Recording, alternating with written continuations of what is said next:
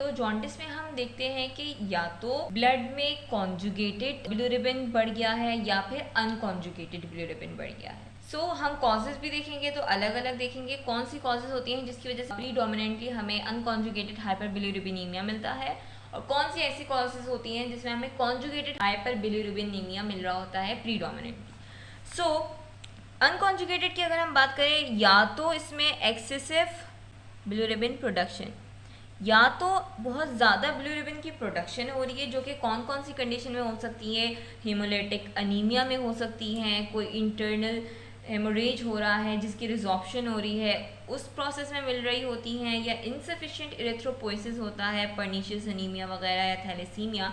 तो इन सारी कंडीशन में हमें एक्सेसिव बिलिरुबिन की प्रोडक्शन मिल रही होती है क्योंकि आरबीसी की ज़्यादा ब्रेकडाउन हो रही होती है। या तो एक ये वजह है, या दूसरी वजह रिड्यूस हिपैटिक अपटेक, यानी प्रोड्यूस तो सही हो रहा है बिलिरुबिन, लेकिन जो लिवर है वो उसे कॉन्जुगेशन और फिर एक्सक्रीशन के लिए उसे ले ही नहीं रहा, उसकी अपटेक ही नहीं हो रही, हिपैटिक अपटेक ही नहीं हो रही।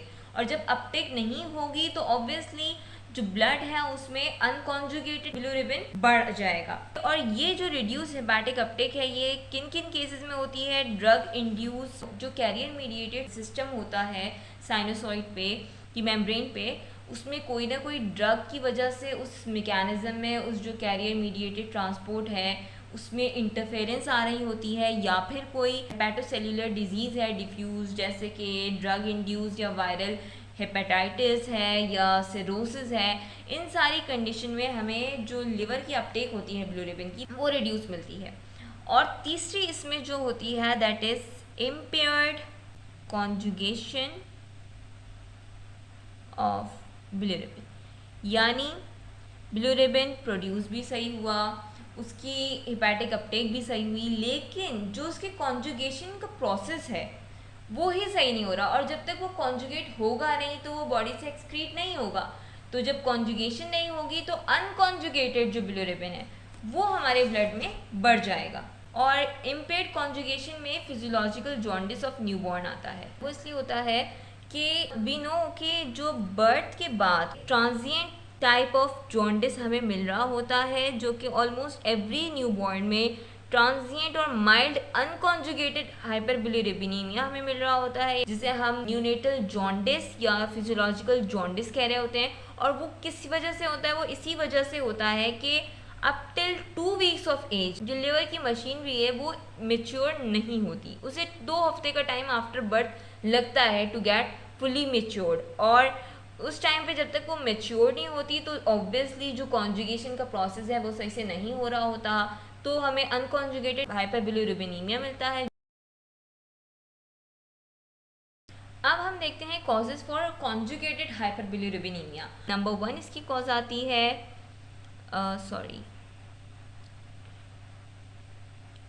डिक्रीज्ड हेपेटोसेल्युलर एक्सक्रीशन, जिसमें कौन कौन सी फर्दर कॉजेज आ सकती हैं। कैनालिक्यूलर मेम्ब्रेन ट्रांसपोर्टर की डेफिशिएंसी हो सकती है, कोई ड्रग इंड्यूस कैनालिक्यूलर मेम्ब्रेन की डिसफंक्शन हो सकता है, जो कि स्पेशली जो ओरल कॉन्ट्रासेप्टिव हैं ये लिवर पे बहुत ज़्यादा इफेक्ट कर रही होती हैं उनकी वजह से, या साइक्लोस्पोरिन की वजह से। इसके अलावा हेपेटोसेल्युलर डैमेज है या कोई टॉक्सिसिटी हो गई है जिसमें वायरल ड्रग इंड्यूस हेपेटाइटिस, या टोटल पेरेंट्रल न्यूट्रिशन यानी सिर्फ आईवी के थ्रू न्यूट्रिशन मिल रहा है और सिस्टमिक कोई इन्फेक्शन हो गया है। इन सारी कंडीशन में लिवर में कॉन्जुगेशन हो गई, लेकिन जो एक्सक्रीशन करनी है उसे कॉन्जुगेटेड बिलिरुबिन की वो डिक्रीज हो जाती है।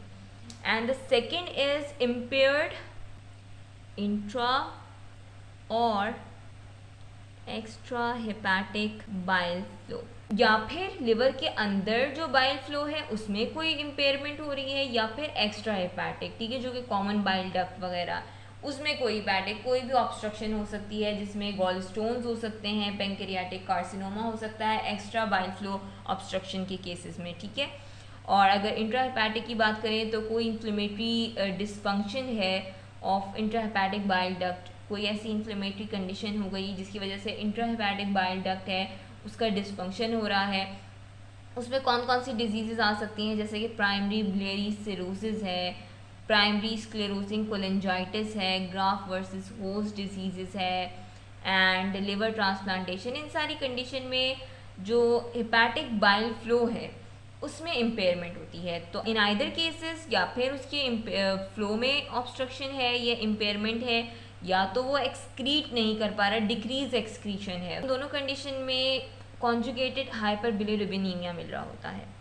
अच्छा, इसके अलावा कुछ इनबॉर्न एरर होती है मेटाबॉलिज्म की, जिसकी वजह से हमें कॉन्जुगेटेड या अनकॉन्जुगेटेड हाइपरबिलिरुबिनीमिया मिल रहा होता है, जिसमें एक इम्पॉर्टेंट है गिलबर्ट सिंड्रोम। पूछा जा सकता है गिलबर्ट सिंड्रोम ये क्या होता है। ये कॉमन है रिलेटिवली, यानी 7% पॉपुलेशन में ये देखा गया है और एक बिनाइन और हेट्रोजेनस इनहेरिटेड कंडीशन है, ठीक है, जिसमें हमें माइल्ड और फ्लक्चुएटिंग अनकॉन्जुगेटेड हाइपरबिलिरुबिनीमिया मिल रहा होता है, ठीक है, अनकॉन्जुगेटेड हाइपरबिलिरुबिनीमिया। और इसकी प्राइमरी जो कॉज है वो होती है, यहाँ पे मैं लिख देती हूँ, primary cause is decrease hepatic levels of glucuronosyl transferase। हमने ये एंजाइम पढ़ा था जो कि बिलिरुबिन की कॉन्जुगेशन करा रहा होता है ग्लूकुरोनिक एसिड के साथ। तो ये जो एंजाइम है इसकी हेपेटिक जो लेवल है वो डिक्रीज होता है, हेरिडिटरी। लेकिन इसमें एक बात ये है कि इसमें कोई एसर्ज हाइपर बिलिरुबिनीमिया की वजह से मॉर्बिडिटी वगैरह एसोसिएटेड नहीं है। इसमें प्राइमरी कॉज ये रही और इसमें हमें अनकॉन्जुगेटेड हाइपरबिलिरुबिनीमिया मिल रहा होता है, फ्लक्चुएटिंग इन माइल्ड, ठीक है, नॉट दैट सीरियस। इसके अलावा सेकंड है एक ड्यूबिन जॉनसन सिंड्रोम। ये एक ऑटोसोमल रिसेसिव डिफेक्ट है और ये डिफेक्ट कहाँ होता है, जो लिवर में कैनालिक्यूल्स होते हैं, जो कैनालिक्यूलर मेम्ब्रेन है उसमें ट्रांसपोर्ट प्रोटीन्स होते हैं जो कि बिलिरुबिन ग्लूकुरोनाइड्स जो कि कॉन्जुगेटेड फॉर्म है उसकी एक्सक्रीशन करवा रहे होते हैं, ठीक है, हेपेटोसेल्युलर एक्सक्रीशन। तो वो जो ट्रांसपोर्ट प्रोटीन्स होते हैं उनमें एक डिफेक्ट आ जाता है जिसकी वजह से हमें कॉन्जुगेटेड हाइपरबिलिरुबिनीमिया मिल रहा होता है। तो ये क्या होता है, defect in transport protein responsible for hepatocellular excretion of bilirubin glucuronides across canalicular membrane, ठीक है, और इसमें हमें conjugated hyperbilirubinemia मिल रहा होता है, exhibit conjugated, sorry guys writing बहुत बुरी हो रही है इस वक्त मेरी, हाइपरबिलिरुबिनीमिया। और इसके अलावा हमें इसमें डार्कली पिगमेंटेड लिवर मिल रहा होता है जो कि हमें पॉलीमराइज एपिनेफ्रिन की मेटाबोलाइट्स की वजह से मिल रहा होता है, एंड हेपेटोमेगाली मिल रही होती है, और बाकी otherwise patients are functionally normal. So this was about the Dubin Johnson syndrome और गिलबर्ट सिंड्रोम।